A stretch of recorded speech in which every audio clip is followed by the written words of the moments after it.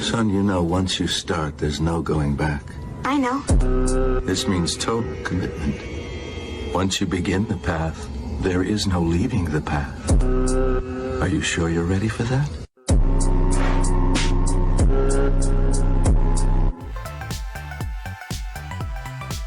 Okay, hi everybody. Thanks for coming back if you've been here before, or hi, welcome if you're new. My name's Mickey. I'm a therapist and we talk about therapy things on this channel. Today we are talking about something a little different. We recently talked about the psychology of QAnon and I am on a tear. So I want to talk about the psychology of other things, mostly things that are personally interesting to me. But y'all seem to be along for the ride. So I hope you guys are excited to talk about MLMs today. There's a lot of material to unpack here and to talk about. I have a very long outline for today's video, but I feel like I've organized it pretty well. So hang with me. I know it's a lot, but because there's a lot to discuss here. So there are a couple of supporting pieces of media that I want to talk about today. The first of which is this episode by John Oliver, where he talks about MLMs generally. He does talk a lot about Herbalife in this episode. So obviously we're not going to sit and watch the whole thing because also it's 30 minutes. However, I think there is a lot of useful information here and a couple of clips that I want to play for you. First and foremost, though, I want to talk about what is an MLM. So MLMs are oftentimes referred to as a pyramid scheme, although there is like somewhat of a legal distinction there because pyramid schemes are technically illegal. MLM stands for multi-level marketing company, and there are like very, very tricky little loopholes that these companies have to avoid being like legally designated as a pyramid scheme. But the structure is surprisingly similar. The basic premise of the business is that you make money, sometimes through selling product, but primarily through recruiting others beneath you. The terms upline and downline are very relevant when we talk about MLMs because usually there's a person who recruited you, that's your upline, and then you recruit other people, that's your downline. The general premise with the business is like a lot of the verbiage that we hear around MLMs is that you can be your own boss, you can own your own business, and if you just recruit 3 to 5 people underneath you, and then they recruit 3 to 5 more people, et cetera, then you collect a portion of their commission or their sales and so on and so forth. So the more people that you recruit, the more money that you make. Like I mentioned, there are really slippery little loopholes that these companies use to avoid being designated as an MLM, and a lot of that is in selling a product or a service. A like traditional pyramid scheme, sometimes people call them Ponzi schemes, is solely recruitment based, and so a lot of the way that they get around that, not the whole way. Also, I'm not a lawyer to be clear, but just for the sake of explaining, a lot of the way that they get around that is by selling products and saying like recruiting's not our primary purpose. You don't have to recruit people to be successful in this business. Primarily, we sell products. We're direct sales. I think it's not a surprise to anybody that that's not actually true. But like I said, for the sake of explaining, that's how they kind of get around the legal issues with this. The other thing that is of note about this business model is that in the John Oliver episode, they actually talk about this. Maybe I'll just play the clip for this. The important thing to note about the recruitment structure with this idea that like if you add 5 people and then they add 5 more people each, that this style of recruitment, what they don't tell you is that like, oh, it's so easy, you can just recruit 5 people and then they recruit 5 more, blah, blah, blah. What they don't tell you is that you can only do this for 13 cycles before you've exceeded the population of the earth. Because in broad terms, if distributors' earnings come primarily from selling products to actual customers outside of the company, that is probably a legitimate business. But if those earnings come primarily from selling product to the distributors you've recruited below you, and their sales of product to the distributors they've recruited below them, all within the company, that may be a pyramid scheme. And any business that is set up that way has a big problem for a reason that, and I will warn you, does involve math. Almost all of these schemes tell you that you can make money by just recruiting 3 or 4 or 5, let's say, 5. Then you let the 5 do their 5. That gives you 25. What they don't show you is that you could only do that 13 cycles, and you would exceed the population of the Earth. It's true. Within 14 cycles, you run out of people. And that is assuming that everyone on Earth wants to be a protein shake distributor. So obviously, I think it's fair to say that's not a feasible goal or business model. And a lot of the frustration, the pain, the debt, the suffering that folks encounter in this type of business model is because the recruitment is the primary way to make money, and recruiting people to these types of businesses is actually very difficult. Not only is the market very saturated, but like generally it's just a very difficult thing to cold sell someone on a business opportunity like this. And also the reality is that there is just simply not enough people for everyone to be successful. So the way that this typically works is that the people at the top, the people who like got in early on whatever particular MLM this is, tend to make some money, and then everybody else gets completely boned. We saw a lot of this in the LuLaRoe documentary. If you haven't seen that, I'll put a link in the description. I think it's on Amazon Prime or Netflix, one of the two. But you can stream the documentary about LuLaRoe and like how all that happened. And there's a lot of really interesting and useful firsthand accounts about how exactly this type of business model ruins people's lives. Which is another thing to be clear, just to clarify, MLMs are inherently predatory. And if you are in an MLM or you have been in one, this is not to say that you are a bad person or that you are a predator, but that this business model, and especially the people who pioneer these businesses, who like set up these structures, like the people who own or the founders of LuLaRoe, of like Monat or whatever, those are bad people because they're well aware that their business model is not set up for people to succeed. And so first of all, if you are in an MLM or you have been in one, this is a shame-free space. Please know that this is not about you. And this is, I think, an interesting conversation for us to have about manipulation tactics, which we're going to get into all of that stuff later. But generally, I want to encourage you, if you've been in an MLM or you are currently in one, to proceed with an attitude of like shame-free or like lack of self-judgment, but also to encourage people to not engage with this type of business model. Don't support people who are in MLMs, because while it may be helpful in the short term to them, the reality is that long term, and the longer that people stay in these businesses, statistically, they're much more likely to lose significant amounts of money, and for that to have really, really negative impacts on their life and their family. So I want to talk about the sort of life cycle of MLMs, because I want to unpack, first of all, the many ways that MLMs are set up to manipulate people. And I think it's helpful to talk about that in chronological order, from like recruitment, once you're in it, and then when you leave. First and foremost, I want to talk about the ways that they manipulate you. There are a lot. There's a lot of stuff here. I think it's fair to say that I'm not going to cover all of the ways that they manipulate people. That would take too long. But I want to talk about the ones that stood out to me, or the ones that I think are the most egregious or insidious. So, grain of salt. The first thing I want to talk about is love bombing or flattery. Some people use the term love bombing, and I think it can be that. For those of you who don't know, love bombing is a phrase that's commonly applied to abusive, typically interpersonal or intimate relationships, like intimate interpersonal relationships. I think I said that correctly. I don't know. Love bombing is typically in the early phases of like a romantic relationship. For example, someone will shower you with gifts, affection, time, compliments, flattery, like that kind of a thing. And then start to slowly withdraw over time to create this sense of dependency and to cause a person to sort of instinctually reach for them. This is abusive. This is manipulative. If someone's doing this to you, that's very much a red flag. And I want to encourage you to seek support from anybody that is a safe person for you. But people talk about this with MLMs because it's common for folks' early experiences in MLMs to be actually very positive. I know that especially, in the year 2023, MLMs have been around for a very, very long time. And a lot of people are sort of like aware now of like the issues and like how cringy a lot of the language is and stuff like that. But I still think it's important to acknowledge that for the folks who are involved in these, it is a very manipulative and emotionally charged environment, particularly at the beginning, because of this phenomenon where you're either being flattered heavily with a lot of phrases like, you are perfect for this business, you're built for this business, this is your destiny, or this is your future, things like that. Like you work so hard at your daytime job and they don't appreciate you. And so if you own your own business and you work really hard at this, then you can change your life, you can change your family's life, you can like show up for your kids, et cetera, et cetera. There's a lot of language like this that's intended to be emotionally inflammatory,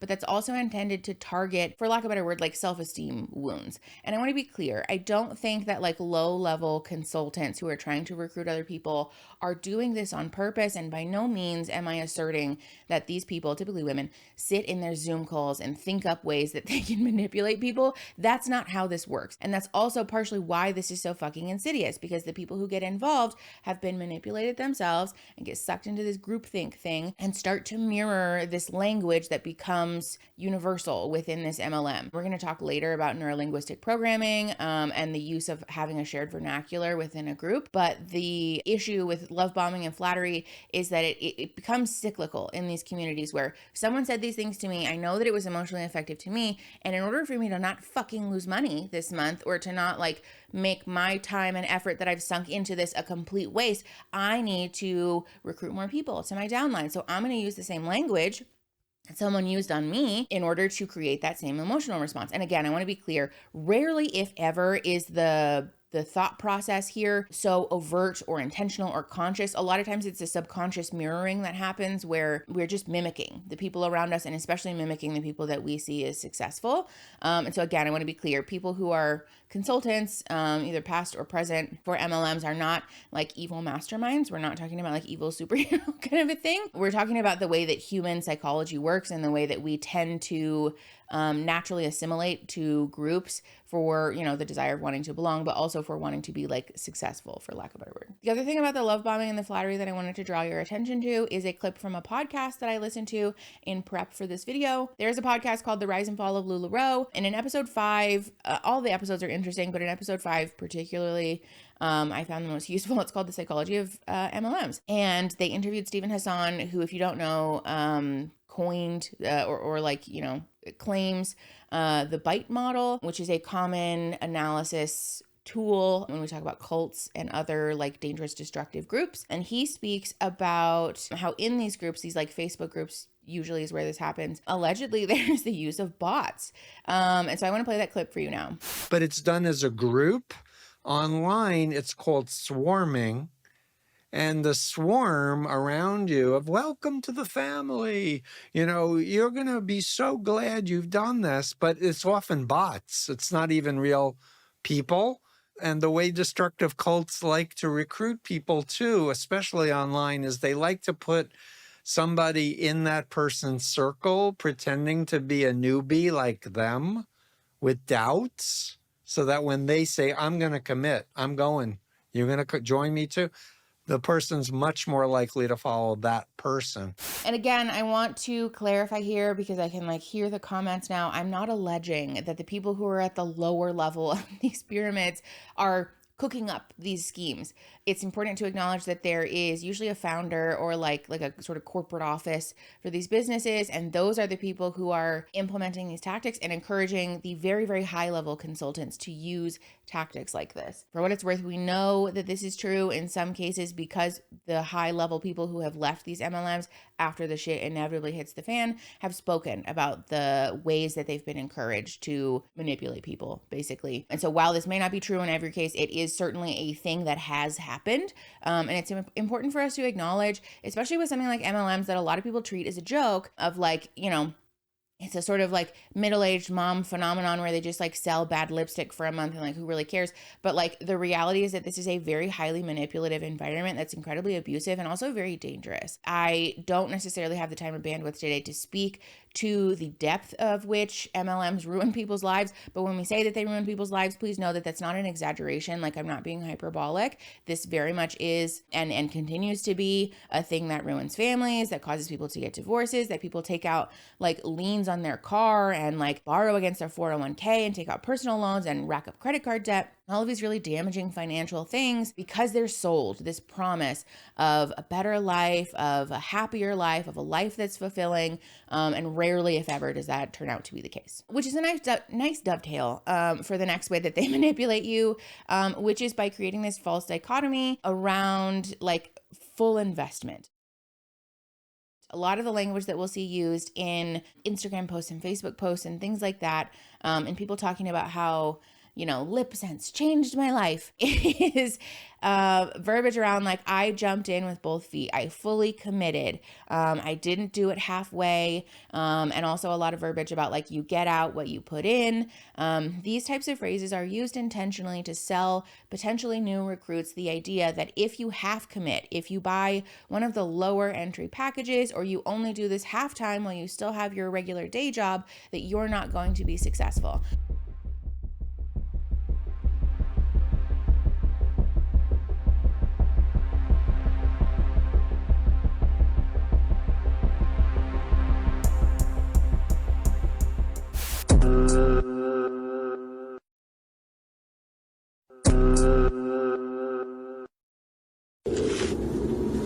Son, you know, once you start, there's no going back. I know. This means total commitment. Once you begin the path, there is no leaving the path. Are you sure you're ready for that?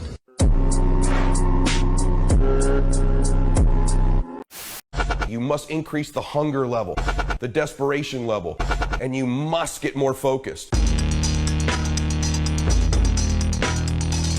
A lot of this language is used on purpose to compensate for the fact that people, by and large, are not successful when they undertake, like an MLM venture. There are varying statistics. I found two that are like a little bit in conflict with each other. One asserts that 99% of people who become involved with an MLM will lose money. Stephen Hassan cites this in the LuLaRoe podcast, but there is another one that I found. It was a study that was done by AARP. Notably, it only had 1,000 participants though, but that study found, I think it was 49% of people. While I check my notes, by the way, if you're new here, hi, thanks for coming. You should subscribe. The AARP study asserts that 47% of MLM participants reported that they lost money, 27% reported that they broke even, and then 25% reported making a profit. Like I said, these are slightly in conflict with one another in the sense that the numbers are not the same. But again, the point that I want to draw people's attention to is that far and away, the odds of actually becoming financially successful through the use of an MLM are slim to none. It's also worth noting that even in the AARP study that has lower statistics or a lower percentage of people who lost money, in the 25% of people who reported making money, like 80% of those people reported making less than $5,000 annually. So when we talk about turning a profit, we're not talking about replacing your full-time 9-to-5 income. We're talking about just simply not losing money, which is a very important distinction. The other piece about this that is particularly bothersome to me is that along with this language of like, I jumped all in and fully committed and like really sunk all my savings into buying bomb party fizzy things, is that people will also say, or they'll sort of indirectly imply that this aspirational dream life that I have, post a lot of things about, like spending all this time with their kids and going on vacation and fancy car and fancy house and fancy clothes and all these things. And that this life that they have is thanks to this MLM. I can speak to this personally because when I was a youngin', I got sucked into an MLM and was explicitly told, don't directly try to sell to people. You need to be messaging people and DMing people and like really having people's guts all the time, but don't directly make a cold sales pitch. What you want to do is project this appearance, even if your life is terrible. They actually told me this, I'm not kidding. Even if your life is bad, even if you're unhappy, even if it's not going well for you, don't talk about it. Figure out a way to spin that into something aspirational or just outright lie and post these things on social media that make people want what you have, because then people will DM you saying, hey, I've seen that for me, it was a weight loss one, but I've seen that you're losing weight, or you seem really happy, or I've seen you've posting about all of this cool stuff. What are you doing? What's going on? And then that's your opening to pitch to people. This idea that selling your aspirational life or selling your life or like a fake version of your life as a thing that people can actually aspire to and can really reach is a very common tactic in these, but also a very manipulative and abusive way to treat people. Because again, the reality is that that's not really true. We're selling people their idea of success and having them project what they think a successful life is onto us for the purpose of getting them to give us money. This is fucked up. I think that goes without saying. If you get their problem, the money goes away. You want to know how to get, and one of the biggest things that I teach is stack up enough problems that they have in their personal life. And when you compare it to the money, then all of a sudden, when they've got more problems than the solution costs, everyone say, they're in. They're in. Right? So someone goes, oh, I don't have the time, I don't have the money. Well, if you found out that right now their relationship is on the rocks because they're having conversations about money in the home and they can't do this and they can't do that and they haven't been on vacation in forever. Now all of a sudden, you're not using your opportunity to solve you're not just like, oh, dude, look at this great oil that this tree ferments, and you're not going oh, my comp plan is so awesome. You're like, dang, dude. Listen, well, what can we do about that? If we don't change, so what's going to happen if you don't get some, your relationship right? I mean, are you okay with that? What's going to happen with the kids? Who's going to get who? Have you thought about that? Gosh. So, are you going to do joint custody? Is it going to be is she going to take half? Where are you guys going to live? You can't move then. And all of a sudden, they're like, holy crap. Okay, yeah, I need to fix this thing. Now all of a sudden I'm like, okay, great, here's a solution. Is that a lot easier? And a lot of this is aimed around the idea of sort of compensating for the fact that MLMs by and large are not financially successful, but that doesn't really matter. The thing that they want you to do, they don't really care about that necessarily, like people in MLMs. They want you to sort of get in and get out.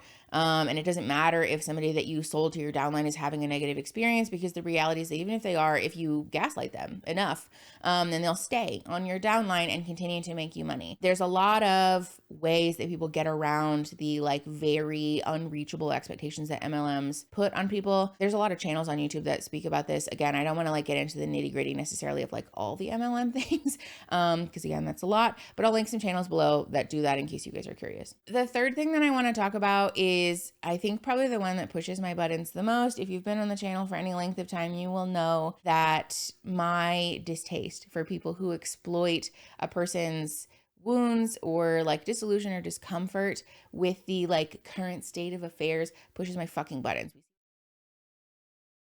We've seen this a lot with fundamentalism, and we also saw it in the QAnon video, but with MLM specifically, what we're seeing is this kind of weird, like hodgepodge. It's like a perfect storm of exploiting sometimes people's self-esteem wounds, but also exploiting people's lack of access to third space and people's disillusionment sometimes with their families or like marriages and relationships, and especially because of like their financial status. I want to back up and explain what all of that means.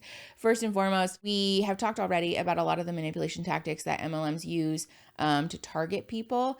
And I think it's also important to pause here and to talk about the demographics of people who become involved with MLMs. The vast majority of people who get sucked into these are women or like female identifying or femme presenting people, because there is a lot of rhetoric about like being a boss babe, being a momtrepreneur, being a girl boss, like that kind of thing is very, very common in these communities, but also because people are capitalizing on people's frustration that our culture doesn't provide people, especially people who've had children, with third space to explore their identity. By now, by the time you're seeing this, we should have put up a video about identity work where we talked about how it's very important that we not identify ourselves by one thing specifically, like parenthood, our job, our relationship, our friends, whatever. But this is particularly relevant in this conversation because what we're seeing, like the reason that there is a lot of like meme language about people who are involved in MLMs is because they're targeting a very specific demographic. It's not a coincidence that a lot of women who get involved with MLMs have children, tend to be military wives, tend to be religious, and tend to occupy this very particular demographic where we see statistically there are higher odds for dissatisfaction with one's social life, with one's marital or like relationship life, and with one's own identity, particularly people who've become young parents, who got married young, and who are married to someone who their career or their job is otherwise, not really lending itself to like a high level of relational satisfaction, or just like weaponizing competence, and like the thing that we know exists in cis hetero relationships that's like a problem. This all sort of like conglomerates to create this hole that a person might be experiencing. When I say third space, by the way, I just realized I forgot to explain that. When I say third space, by the way, we did talk about this in the identity video, but what I mean is that ideally in a functioning society that's not being corrupted and ruined by capitalism, people should have space to gather, to congregate, to socialize, to just exist, that isn't behind a paywall, that doesn't require you to buy something to get there, and that also isn't limited by your job or like requires productivity. We can see like sort of remnants of this in the idea of like parks and play dates. I don't know, like this is what I'm saying. Like I can't even call up an idea of what a third space is that doesn't involve children really, because there isn't one.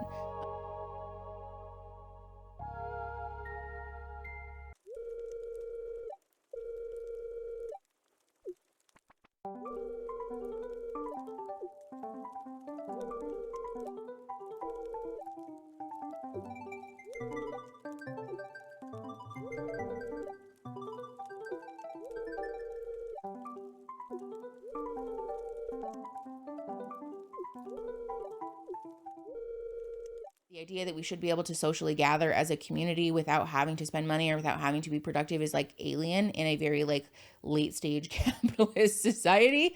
And this is an issue. Human beings are wired for community and belonging, and we want to feel like we're supposed to be somewhere. We want to feel like we're surrounded by people who get us.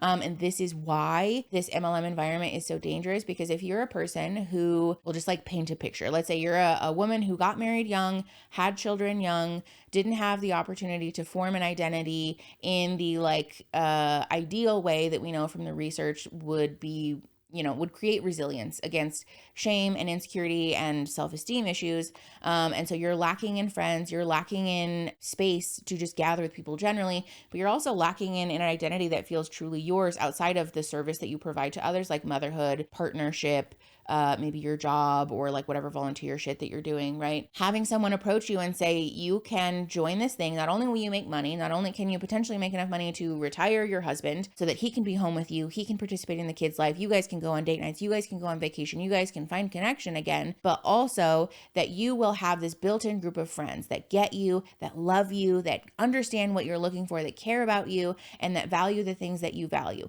This is a very seductive message to be sold. And what we see in these groups is that people who are in this very vulnerable place are the most often victimized. People who have a solid structure of support in terms of like family, partner, friends, et cetera, have found a way to like sort of circumvent the lack of third space issue. These people are a lot less vulnerable to this messaging because there's not this feeling of inadequacy or like a lack in their life. And that's why this pushes my fucking buttons so much, because this is the same thing that we saw with the QAnon video where our brains have a desire to make a simple solution for a complex problem. And instead of, honoring that, like, yes, there's probably discomfort that exists for you because the economy is designed for us to fail, because your family has to split apart and like work at, jobs that require you to be busy for like lots and lots of hours. So you lack that familial connection. It's really hard to make fucking friends as an adult because we lack third space that isn't behind a paywall. Also, our culture has really repressive and fucked up ideas about how moms are supposed to be responsible for every fucking thing all the time.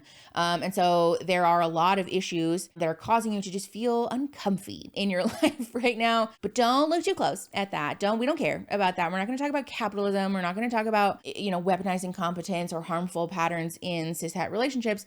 What you really need are leggings. What you really need is a set of mommy and me leggings that will fill the void. This pushes my fucking buttons because, again, what we're talking about are vulnerable people. And while not all the people involved in MLMs are people that would like necessarily be my friends or whatever, they're still fucking people. And the people at like the top level of these pyramids are taking advantage of people in these very vulnerable and scary moments in their lives and selling them this aspirational dream life that they promise will fill all of the voids that you have, when first of all, they know that that's not fucking true. But second of all, they have absolutely no care or regard for the consequences of this, because people have gone to the nth degree chasing this aspirational lifestyle, because along the way, don't forget that you're being gaslighted by your upline and saying, are you really trying that hard? Are you really fully investing? Like, maybe you need to try harder and get out of your own way. And that's why the business is not working for you. We've talked about this in regards to Girl Defined before also, that in that particular breed of fundamentalism, the response to a lack of peace from just like trying to pray, like oppression and marginalization away, when that doesn't work, the response is like, well, maybe you were not really a Christian in the first place. Maybe you're not trying hard enough. Maybe the problem is you and not this fucked up system that we've prescribed to you that we've promised would fix all of your problems. We're not going to evaluate that. We're not going to look at that. Surely that's not what the issue is. And like, surprise, yes, the fuck it is. The last thing that I want to talk about in regards to the like recruitment manipulation is something called NLP, or neuro-linguistic programming, which we briefly mentioned earlier. Stephen Hassan, as a reminder, is the bite model guy, but also talks about cults and like has made a career out of analyzing and assessing cults. The reason that he is interested in MLMs is because when you overlay the structure and the tactics that cults use with the structure and the tactics that MLMs use, the similarities are striking. And I think that's an important thing for us to acknowledge. So I'm going to play you that now, and then we'll come back. That's a whole nother part of this phenomenon, which refers to hypnosis And I don't mean the stage hypnotist stuff where they make people cluck like chickens. I'm talking a much more sophisticated, process-oriented, what's often referred to as NLP or neuro-linguistic programming type techniques, like mirroring your breathing or using the words that you use back on you to motivate you to buy or to get involved, etc. So there's all these powerful influence techniques that leaders learn, many of them on courses or on videos or in books, but they want to encourage awe and fervor. But there's this emotional dysregulation that happens when we have awe. And a lot of these cults, especially MLMs, they have these conventions and they hire famous people who don't even believe in the product, but they pay them a lot of money. But it gives the illusion of support for the thing. And the testimonials and the music and the temperature, everything is regulated for maximum effect. So the most powerful control a cult leader can have is over someone's imagination. And if you can get people to identify with you and project their goodness onto you, they'll follow you anywhere. Okay, so this is what I'm talking about when I say that the environment and the culture in MLMs is intended to be as manipulative and seductive as possible. We talked earlier about the use of a shared vernacular. Like, this is very common. We see, and I know that there's a lot of memey language around MLMs, like the things that they say, but this is for a reason. They create this shared vocabulary for the purpose of creating a sense of community. We have like fun little slang and inside jokes and things that only we would understand, and it creates this very insular environment where people feel like this is my family, this is where I belong, this is my place in the community. And it kind of, again, it plugs this hole that a lot of people have around a lack of third space, of friendships, and of identity. So I want to talk about now the ways that MLMs manipulate you when you are already a member. This is the section, disclaimer, from here on out, this is the section of the video that's gonna be kind of a fucking bummer, but because this environment is sad and like, again, like an abusive and manipulative and shitty environment to be in, and I think it's important for us to just be honest about that. The first thing that I want to talk about is the sunk cost fallacy. This is like one of the more obvious ones, but there is a lot of language about you've invested this much time already, and if you would just give it a few more months, then things will start to really turn around. I really saw my business change after I had been a consultant for a year. I really saw my life change after I put in all of my effort and I made all of these sacrifices. I stopped going to the gym and doing all this stuff and going to work and like whatever, for like a year or 6 months or another year or whatever. People capitalize on someone's desire to not want to feel embarrassed about having wasted their time and money, and they use this against you as a tool to keep you continually sucked in. Along with this is the you get out what you put in phrase. This is a really common one that people like to use, and again, is the same thing, that if you are feeling dissatisfied with your success thus far with your business, that it's probably because you are not putting enough in. And so maybe you should try giving up your free time or date night or going to the gym or family dinner night or whatever. There are actually people who talk about how you should be waking up and looking at your phone, like first thing, looking at your phone, messaging people, and you should fall asleep with your phone on your face, because that's what you're doing from the time that you wake up to the time that you fall asleep, messaging people. Like, I'm not joking. This is really, there's a video, I'll link it in the description, where I think it was Hannah Alonso snuck into an MLM call, and they're really talking about this. And it is so alarming, the depths to which uplines will gaslight their downlines by saying, like, the reason that you're not being successful is because of you, because you're not trying hard enough. I literally would fall asleep with my phone on my face every single night, and I would wake up in the morning and start all over again. So don't watch TV. You're going to maybe stop working out. You're going to stop going out. You're going to stop drinking, stop being hungover, and use all of that time and all of that energy to build. The other thing that I want to talk about here is the threat of isolation, or the threat of being abandoned.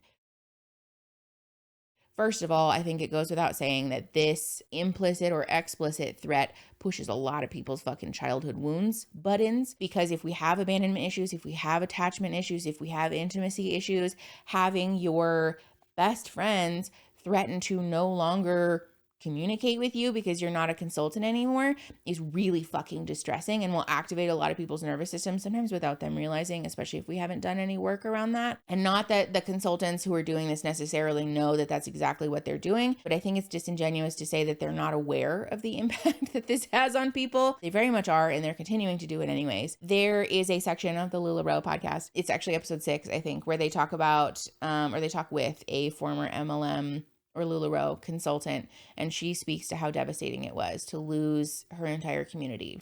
My whole life at that point was LuLaRoe. I only talked to LuLaRoe people. I only surrounded myself with LuLaRoe people. I only did things with other LuLaRoe people. And then it's like, all of a sudden, they're done with you.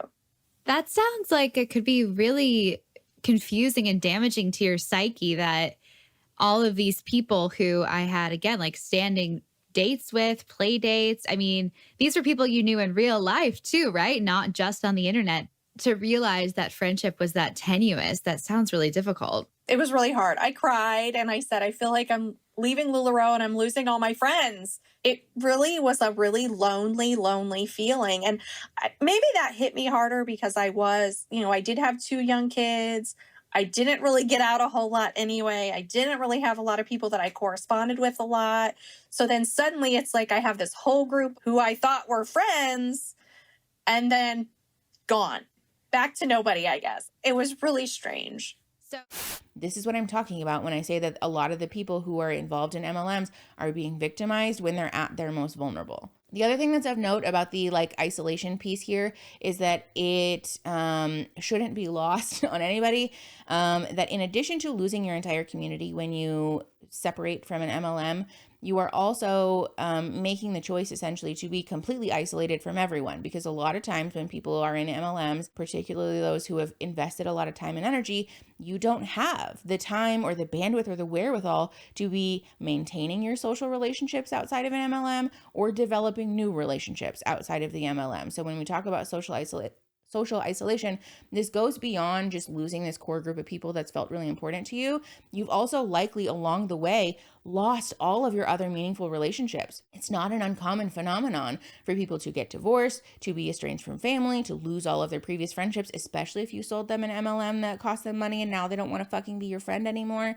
And so making the choice to leave an MLM can feel very hopeless for people because maybe I don't like this, right? Maybe I'm not happy that I'm losing money.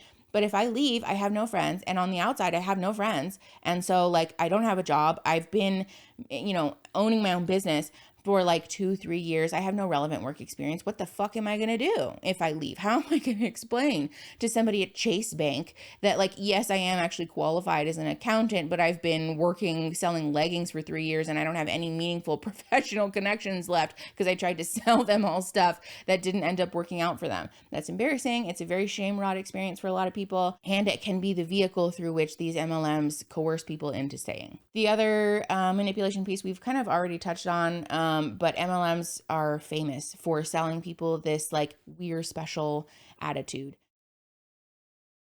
This is not uncommon in other destructive groups like fundamentalist religions and cults. But a lot of the messaging that we see is that the people who are outside of our group, who are outside of our business, or who are not like us won't get you, right? This is problematic for a lot of reasons.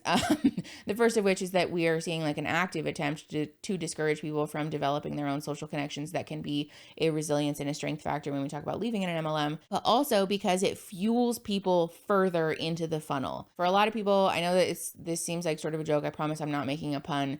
But for a lot of people, your MLM journey will look like a funnel because when we start at the top, there is a lot of surface level interaction, right? Maybe we're joining just to get a discount code on a product that we really like, or maybe we're just casually I don't know, maybe I'll recruit my sister and we can do this together, right? But the further in you go, The deeper in that you go, the more investment that you have, and the deeper in the shit you are. When you have developed relationships with people who are like, you know, like your upline and your higher level people, there is this attitude that like the surface level people don't get me, right? They're not serious like I am. These people aren't willing to take their own life or their destiny into their own hands. These aren't people who are like motivated to change their lives in the way that I am. I can't be friends with people who work a 9 to 5 and are happy with that. Ew. They or also too, because there's a lot of memification of MLMs, these people will make fun of me. These people will actively try to shame me. And isn't it funny? They don't know the real truth, the capital T truth, that I have discovered how to game the system and beat the economy by being my own boss. And so it creates this separation and this really intentional divisiveness between people in MLMs and people not in MLMs. It's like a very strong us versus them mentality. The last thing that I want to talk about in regards to how people are coerced into staying or manipulated into staying is again, kind of a bummer, but important for us to talk about because this is probably the most emotionally manipulative piece of how people are convinced to stay. There is typically, and again, I can speak to this personally because this fucking happened to me, but we also have firsthand accounts from other people that this is indeed a thing that takes place. There is usually a coercion or like a strong suggestion that people in MLMs, in your group, when you're part of a team, that you share deeply intimate and personal information, particularly about your traumas and your struggles with the people on your team. What's keeping you from going all in? This is the one where it's really All in. Okay, what did you say, Mama? My emotional creature. What happened, Mama? Dude, it's okay to cry. I cried on every fucking call for the first year. Seriously, up until very recently, and I'm a crier, so you talk to me, girl. What's going on?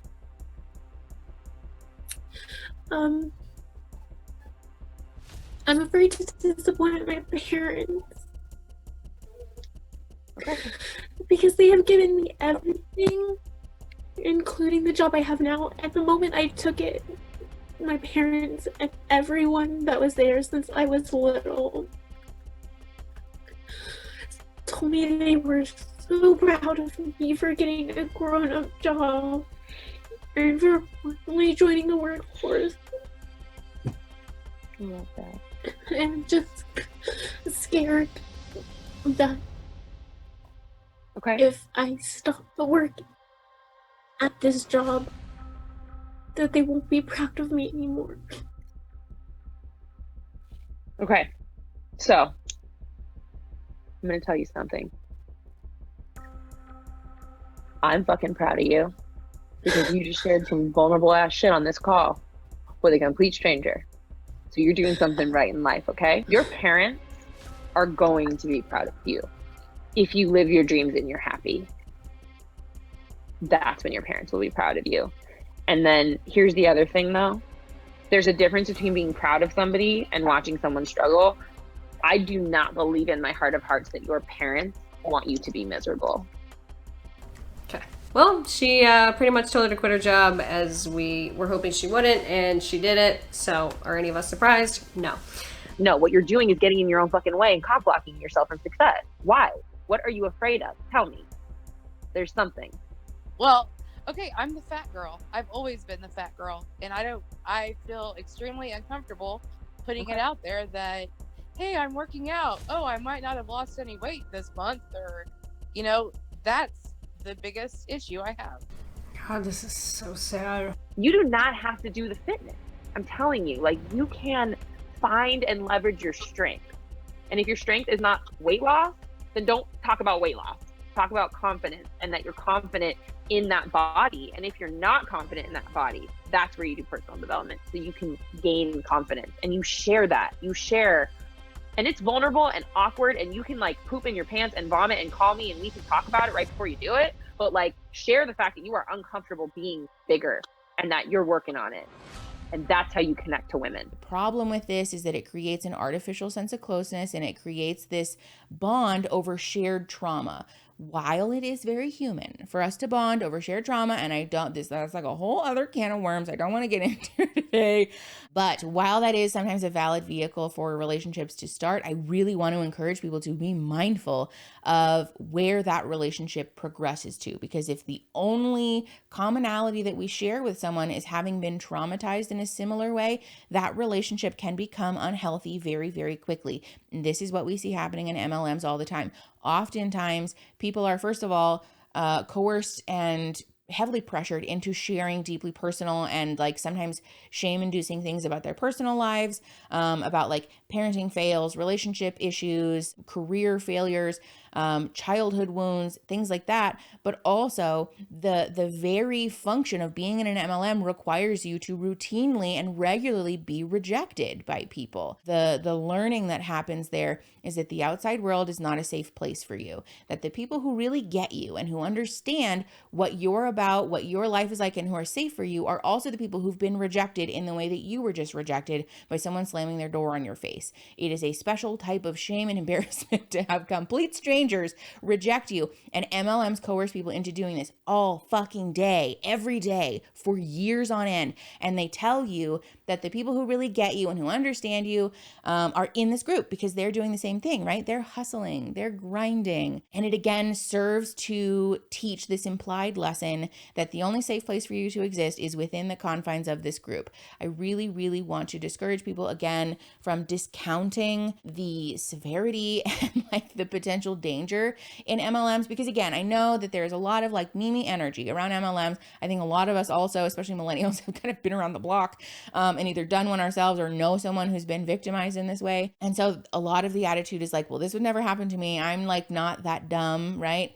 We're going to get into that later because that's like a whole issue that I want to talk about. But I really want to discourage people. Again, we talked about this in the QAnon video, from discounting this vehicle as a thing that no one would fall for or that isn't really affecting people anymore. Because also, that's not fucking true. There is a huge fucking percentage of people who now, today, in the year of our Lord 2023, are still involved in fucking MLMs. And it's very, very dangerous and very, very insidious. And also, again, very difficult to work your way out of once you've gotten to this like very like deeper level of the funnel. Erin was just saying that it feels like there's a point at which it's like easy to get out, and then once you're in, it's like too difficult to get out. And the problem with this is that when you're at this surface level where it's like kind of easy or like easier for you to remove yourself from the MLM, the people in your upline will tell you you're not deep enough. You can't leave yet because you don't know. You haven't gotten deep enough in the funnel to really know whether you have what it takes to be successful at this business or not. So go deeper,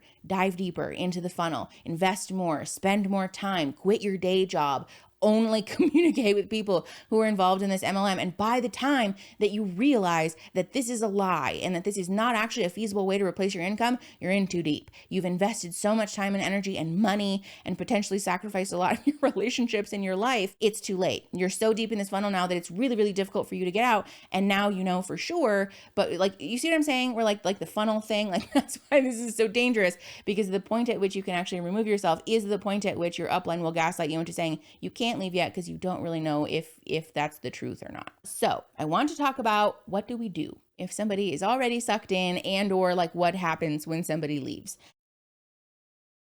Again, I think this video will echo the QAnon video in a lot of ways because I really want to discourage people from being a dick. While again, a lot of the things that are said and done in involvement with MLMs are cringy and embarrassing, and like for a lot of people induce a lot of shame about the way that we behaved ourselves, it is fundamentally unhelpful to be the person standing on the outside pointing and jeering, because it first of all furthers this persecution complex that exists within these communities, but also can drive someone deeper down the funnel. I want to discourage people, again, if you want to, if you're able to, if you feel safe to, and especially if you know someone personally who's involved with this and expressing doubts, to withhold the judgment, because I know that we will all feel it, and that's very human. It's fine. It's not to say that you have to like self-actualize to some level where you don't experience judgment of other people. That's not what I'm saying. But hold yourself accountable to behaving in a way that's kind and compassionate and respectful, and tries to honor the nuance that exists for people. Because again, I want to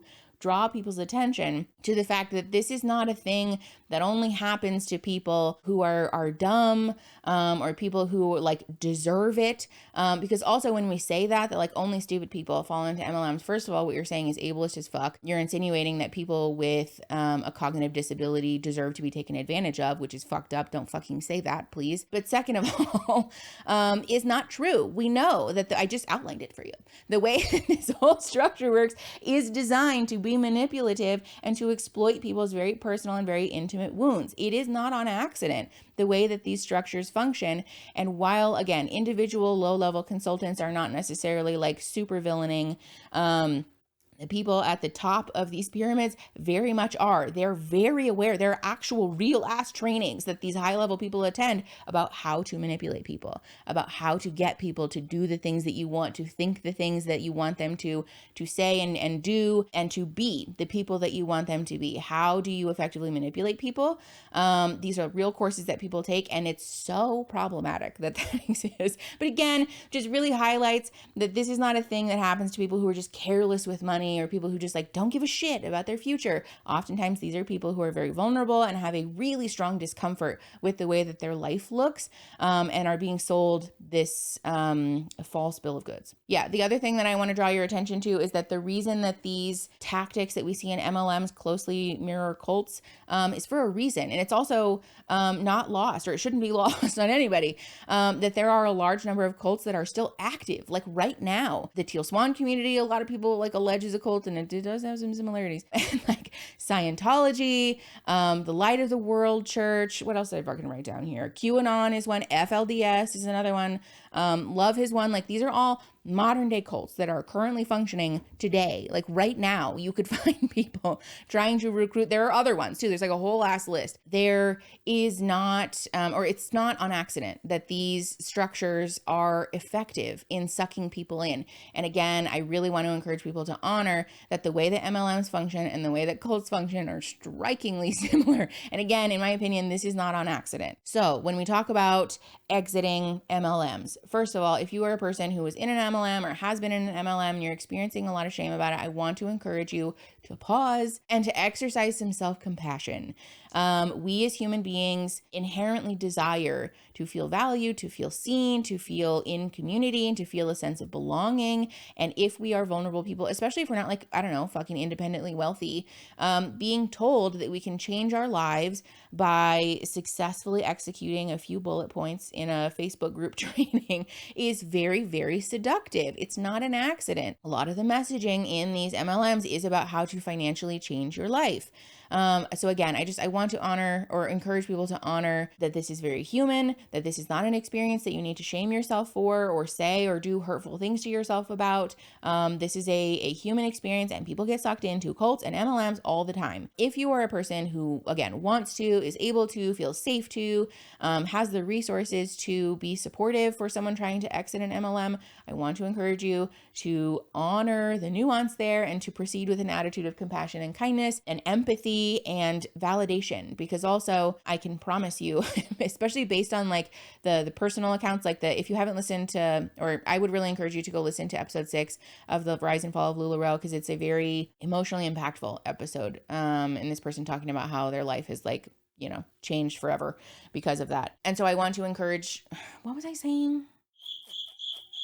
I got distracted. So I don't remember what I was saying, but generally I want to encourage people to proceed with an attitude of empathy and validation for the way that this happens. And also to offer people resources, because again, being mindful of why someone was lured into this abusive space in the first place is good. Was this person lacking in community? Was this person lacking in financial stability? How can we provide some compassion and some respect and some empathy about these things? Oftentimes people exiting these types of groups do very much need like some deprogramming and some deconstruction around this, but also some validation about like, you are not the only one who has experienced financial hardship. And like, it's not because of you. It's not because you're financially illiterate or because you're a bad person or because you don't care or because you're a bad parent or because you're not trying hard enough. It's because the economy is set up for us to fail. It's because working at like a corporate job is really hard and it does really suck. But the answer is not in an MLM. It's in learning how to like reclaim our time and energy. There's a whole video that I made about therapy and capitalism. I'll put that in the the thing, if you want to watch that speaks to this. But validating for people that, like, yes, this is real. No, you are not the only one. And yes, there are ways that we can minimize the feelings of shame and harm and frustration and sadness that you have around this issue that aren't related to an MLM. We can do this safely. And I am here to help you develop community outside of this group in a way that is, not shaming and shitty and mean. This is a lot of the same advice that people give to folks deconstructing from fundamentalist religious groups, because again, the programming is very much that the outside world doesn't get you, doesn't like you, will shame you, will make fun of you, doesn't care about you. And so sometimes just being the person who serves by example to prove that that's inaccurate can be enough to create a pathway or like a vehicle for someone to leave. The other thing that's really key is that if you, again, want to or able to feel safe to, et cetera, and you have a family member or a friend or a loved one who's in that early stage, is in the surface level part of the funnel, I want to encourage people to, again, kindly and respectfully and compassionately educate about, if you have your own experience with this, to share that, but also just to share like the accounts of other people who have left these groups, and to, again, like kindly and compassionately educate about the ways that these groups take advantage of people. Don't lead with the energy of like dumb people get involved with these groups, or like this group will ruin your life, but sharing the accounts of how people have felt victimized or how people have felt not cared for, or how this has negatively impacted them, can be helpful and educational if we're like proceeding with an attitude of kindness and caution. If we learned anything from the QAnon video and the research that went into that, it's that telling people how they ought to feel is not helpful. Don't tell people, because then it automatically activates the defensiveness and the digging of the heels, and to say, you're wrong, I'm right, I don't want to talk to you anymore. So simply offering the information to say like, oh, well, I heard someone, or like I listened to a podcast the other day, someone was talking about how they actually had a really bad experience. Like, are you happy? Like that can be a useful question to ask, because oftentimes people, especially after not making money and not experiencing success, because again, a lot of people don't, will express doubts. And being a safe place for someone to experience that and to express that without saying, see, I told you so, you need to leave right now, that's not helpful. Provide space for that person to develop that on their own. I can speak to this as a clinician. If someone's not ready to change, they're not going to, and telling them definitively that they need to isn't helpful. Providing space for someone to discover it on their own is helpful and can be the vehicle for change. So again, if you have the space is safe for you, you want to do that, you can do that for someone, that can be a really helpful way to help someone leave or feel safe to leave. Okay. I think that's all the stuff that I have for today. I, again, just want to encourage people. I know that this video will probably stir up a lot of feelings for folks. Be kind to yourself and to others. I think generally if there's a takeaway from this video, it's that as regular ass people who are not Jeff Bezos level wealthy, we are all potentially susceptible to manipulation, to abuse, to tactics like these. And so if you have fallen victim to these, be kind to yourself. If you know someone who has fallen victim to these, be kind to them. This is very much a way that late stage capitalism is being used and weaponized to victimize everyday people to make money for the people at the top. And while today the topic is about MLMs, this is not an uncommon phenomenon. This exists in other spaces. And so again, I think it's just really important for us to sort of make space for like the humanness here. There is kind of like a troubling state of affairs about like the financial and political state of things. And it can feel very like overwhelming if you look too closely at it. So also, in addition to that, if you made it this far, thanks for watching. I love you the most, but also go do something nice for yourself. Go watch some Eye Bleach. There's a playlist up here with like fun, happy, fun times in it. Go do that. Do something nice for yourself today, because you're great and you deserve it. So thank you for watching. Subscribe if you made it this far. We make content like this and then like a cute pop culture moment every now and again. So I'd love to have you stay and share the video to help the channel grow and to help each other grow. And I will see you guys next Saturday. Yay!